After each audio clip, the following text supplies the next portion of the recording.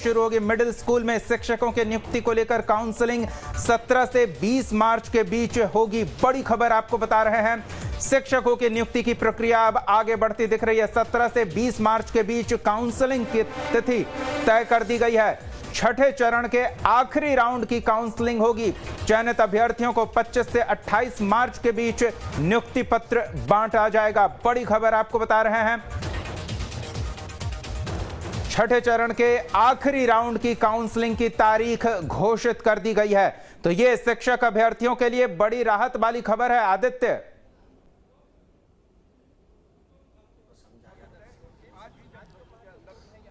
देखिए दीपक, छठे चरण के लिए आखिरी मौका है। 2000 जो पद हैं जो रिक्त रह गए थे छठे चरण को लेकर के, जहां जहां काउंसलिंग नहीं हो पाई थी, उसके लिए एक बार फिर से मौका मिला है। 2000 पदों के लिए 17 से 20 मार्च तक फिर से काउंसलिंग होगी और 25 से 28 मार्च तक इन जो चयनित उम्मीदवार होंगे उनको उनकी नियुक्ति प्रक्रिया को उनको नियुक्ति पत्र बांटा जाएगा। तो एक तरह से कहा जा सकता है कि छठे चरण को लेकर के ये आखिरी मौका है जो 2000 पद रिक्त बच गए थे उसके लिए।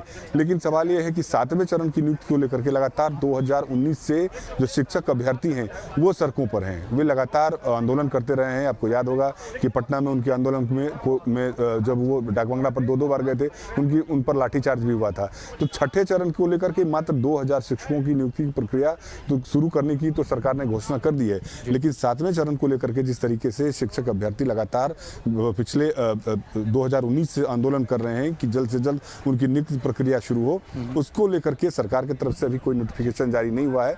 लेकिन एक राहत वाली खबर है कि छठे चरण के लिए जो बचे हुए उम्मीदवार थे, 2000 जो पद रिक्त रह गए थे, उसके लिए सरकार ने अधिसूचना जारी कर दी है। 17 से 20 मार्च तक उन जो चयनित उम्मीदवार हैं वो अपना काउंसलिंग करवा सकते हैं और जिनका चयन हो जाएगा उनको नियुक्ति पत्र 25 से 28 मार्च के बीच दिया जाएगा। बिल्कुल, ऐसे में सरकार पर भी काफी दबाव था और जैसा आप बता रहे हैं 7वें चरण के नियुक्ति को लेकर अभ्यर्थी लगातार आंदोलनरत है, तो अब उनके सामने भी एक उम्मीद जगी होगी कि अब वो भी प्रक्रिया के तहत जल्द आएंगे व्यवस्था में।